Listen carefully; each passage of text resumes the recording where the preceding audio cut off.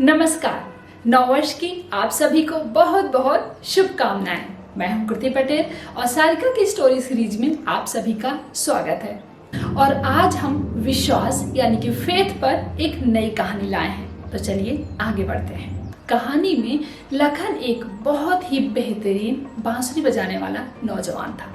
वो बहुत ही अच्छी बांसुरी बजाता था और अपने लिए वो एक लेडी लव ढूंढ रहा था।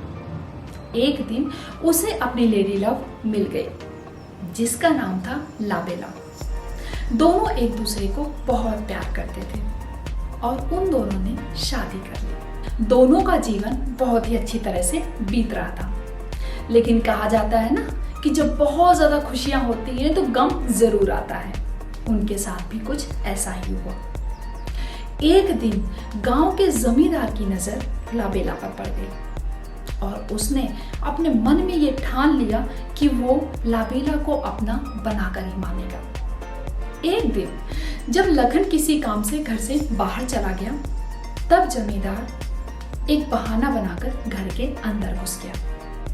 लाबेला को पहले तो कुछ नहीं पता चला, लेकिन धीरे धीरे करके जब उसे जमींदार की नीयत का पता चला तब उसने अपनी जीभ खींचकर अपनी जान दे दी।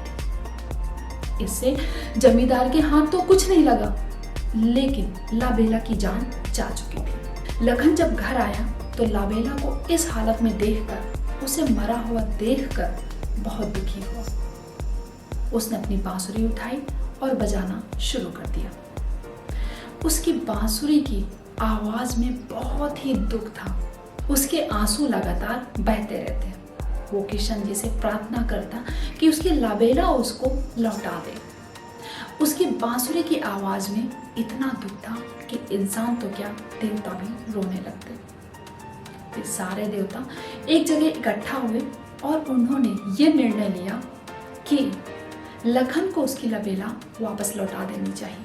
किशन जी, जिस पर लखन को पूरा विश्वास था, उन्होंने कहा, लखन तुम पाताल लोक जाओ और अपनी लाबेला को वापस ले आओ, लेकिन एक शर्त है कि तुम पाताल लोक सुरंग के रास्ते से जाओगे और जब लाबेला तुम्हारे साथ आएगी तो लाबेला तुम्हारे पीछे पीछे चलेगी और तुम रास्ते भर लाबेला से कोई बात नहीं करोगे और तुम पीछे मुड़कर नहीं देखोगे। और अगर तुमने देख लिया तो लाबेला हमेशा के लिए तुमसे दूर चली जाएगी और तुम वापस धरती पर आ जाओगे और तुम फिर बांसुरी भी नहीं बजाओगे। लखन बहुत खुश हुआ। उसने कहा, ठीक है, मैं पाताल लोक जाता हूँ और लाबेला को वापस लेके आता हूँ। लखन बहुत खुश था। जब वो पाताल लोक पहुंचा तो उसने वहां पर लाबेला को देखा। उसको देखकर उसकी खुशी का ठिकाना नहीं रहा। वो बहुत खुश हुआ। दोनों ने एक दूसरे को गले लगाया। दोनों बहुत खुश थे। अब दोनों साथ चल दिए। लाबेला लखन के पीछे पीछे चल रही थी। वो दोनों रास्ते भर कोई बात नहीं कर रहे थे और दोनों एक दूसरे के आगे पीछे चले जा रहे थे। रास्ते में लखन ने सोचा कि आखिर लाबेला मेरे साथ आ भी रही है या नहीं आ रही है, क्योंकि कोई आवाज भी नहीं आ रही है। लेकिन उसने सोचा, क्यों ना मैं पीछे मुड़ के देख लूं।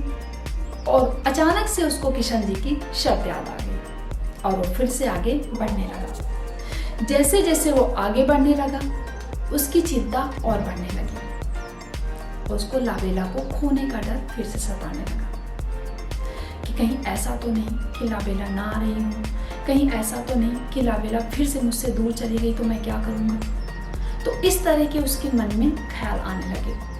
उसका मन नहीं माना। सुरंग से बस वो लोग निकलने ही वाले थे कि लखन ने पीछे मुड़कर देख लिया।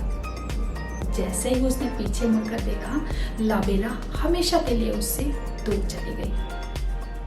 भगवान वहां पर आए और उन्होंने कहा, लखन बस 1 मिनट और विश्वास रखते तो आज लाबेला तुम्हारे साथ होती और तुम्हारा जीवन कुछ और ही होता। तो इस कहानी में हमें ये पता चलता है कि हमें हमारे जीवन में कभी भी आशा और विश्वास नहीं खोना चाहिए। हम जब भी कोई काम करें तो पूरे विश्वास के साथ करें। और हाँ, विश्वास में कभी परसेंटेज नहीं होता, अगर विश्वास होता है तो पूरा होता है, उसमें कोई 50%, 90%, 70% का रेशियो नहीं होता। इसलिए जब भी कोई काम करें तो पूरे विश्वास के साथ करें, जीवन में कामयाबी जरूर मिलती है। अगर हम किसी चीज को पाने का प्रयास करते हैं और विश्वास में जरा भी कमी आती है तो हम अपने लक्ष्य से बहुत दूर चले जाते हैं। ठीक उसी तरह जिस तरह से लखन ने लाबेला को खो दिया। इसलिए अपने विश्वास को कायम रखकर अपनी चाहतों को पूरा करने की कोशिश करनी चाहिए और इस तरह से अपने जीवन में चमत्कार होते हुए आप खुद देख पाएंगे। बस विश्वास आपको अंत तक बनाकर रखना है और मेरा ये विश्वास है कि ये साल आप सब लोगों के लिए बहुत ही खुशहाली वाला होगा। तो ये थी हमारी आज की कहानी। मैं उम्मीद करती हूँ आप सब लोगों को ये कहानी जरूर पसंद आई होगी और अगर आप लोगों को ये कहानी पसंद आई है तो प्लीज हमारे चैनल को सब्सक्राइब कीजिए, वीडियो को लाइक और शेयर कीजिए। मैं आपको फिर से मिलती हूँ इसी तरह से किसी नए वीडियो में नई कहानी के साथ में। तब तक के लिए बाय बाय।